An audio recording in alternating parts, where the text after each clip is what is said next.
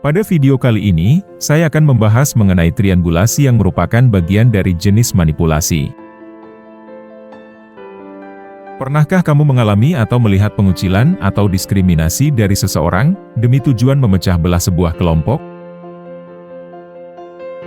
Jika pernah, di dalam dunia psikologi perilaku tersebut disebut dengan istilah triangulasi, yakni istilah yang mengacu pada aksi seseorang ketika mereka menggunakan sebuah ancaman dan pengucilan.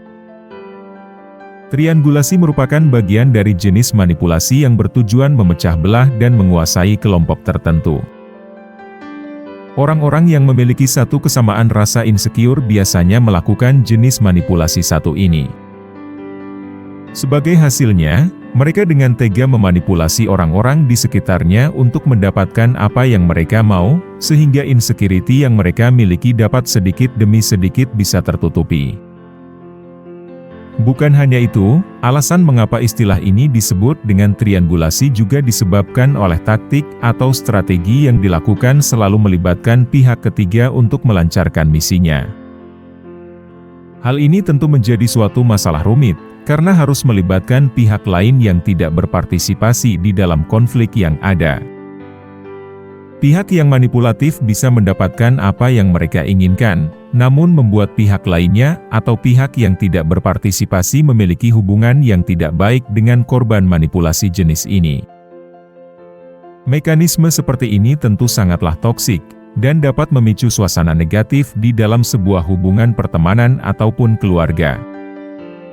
Contohnya, jenis manipulasi triangulasi yakni ketika seorang teman memanfaatkan individu lain untuk membuat suasana menjadi tak nyaman dan memunculkan drama, atau mendorong korban untuk melakukan yang sebenarnya tidak ingin mereka lakukan. Jadi, sebenarnya apa sih yang mereka inginkan? Nah, sebenarnya orang-orang yang melakukan triangulasi ini biasanya memiliki berbagai tujuan, beberapa di antaranya adalah: yang pertama, mencari dukungan dari pihak lain untuk meninggikan dirinya. Mungkin juga karena kurangnya kepercayaan diri untuk menghadapi masalah sendiri, sehingga rela melakukan jenis manipulasi triangulasi ini. 2. Menghindari konflik dengan menjadikan orang lain sebagai tameng. Untuk bisa lepas dari konflik, mereka biasanya menjadikan korban sebagai tameng atau kambing hitam.